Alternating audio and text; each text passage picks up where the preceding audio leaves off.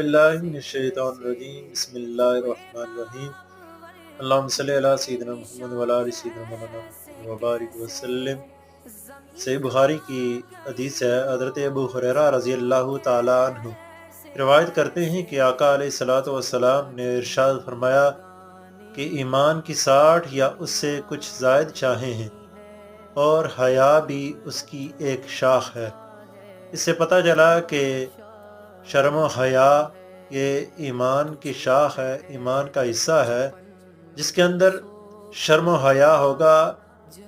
اس کے اندر ایمان بھی ہوگا، یعنی جو شرم و حیا والا ہوگا وہ ایمان والا بھی ہوگا، اور جس کے اندر حیا بالکل ختم ہو چکی ہوگی، جس کے اندر حیا نہیں ہوگی کسی چیز کی بھی، وہ سمجھیں کہ اس کے ایمان کے اندر کمزوری ہے۔ اللہ پاک سے دعا